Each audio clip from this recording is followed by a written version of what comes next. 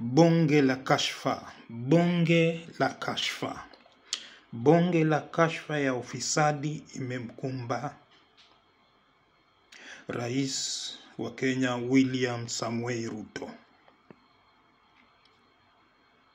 Inasemekana kashfa hiyo ya ufisadi ni kuhusu mbolea iliyotolewa bure bila malipo, tani 40,000 kutoka serikali ya Urusi. Mbolea hiyo ilitolewa wakati Kenya ilikuwa inakumbwa na uhaba wa chakula na njaa. Serikali ya Urusi iliweza kutoa tani 40,000 za mbolea kuwasaidia Wakenya waliokuwa wanapata shida ama uhaba wa chakula. Mbolea hizo zilitolewa bure pasi na kulipwa, Kenya kulipa chochote.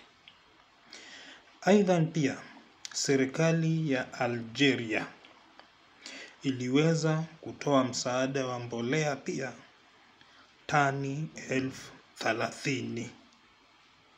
Serikali ya Algeria ilitoa msaada wa mbolea tani 30,000 bure kwa nchi ya Kenya. Mbolea hizo haikuwafikia wakulima kama vile ilivyotarajiwa, bali mbolea hizo zilifanyiwa ile kitu kwa Kiingereza tunaita diversion. Ilichukuliwa ikapelekwa kwa kampuni moja Kenya inaitwa Defki. Hiyo kampuni ina mahusiano ya kibiashara na Rais William Samoei Ruto, rais wa Kenya. Hiyo kampuni ikaiuzia serikali hiyo mbolea. Serikali ilinunua. Wewe ni rais unafanya biashara na Defki, mnachukua mbolea ya bure kupitia kampuni ya Defki, alafu tena unauzia serikali ambayo kwamba wewe ndio rais. I'm telling you, maajabu hayo. Kisha serikali iliuziwa mbolea hizo kutoka kwa kampuni ya Defki, ikiwa hizo mbolea zimechanganywa, si mbolea bali ilikuwa ni mchanga, udongo ambao kwamba ilikuwa imewekwa kwa makaratasi.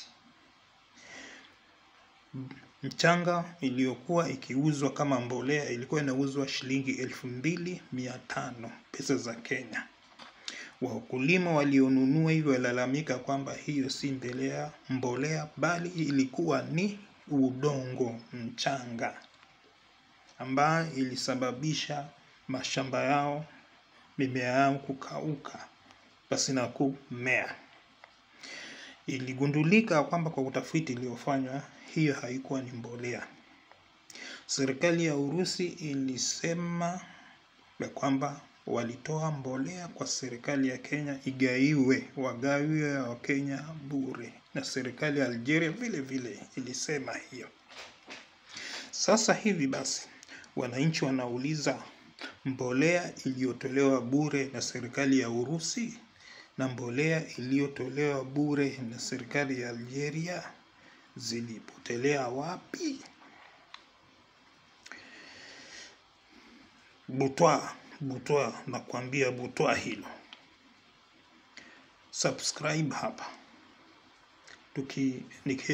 Tukiendelea kuchunguza na kuwaletea habari kuhusiana na masala ya mbolea.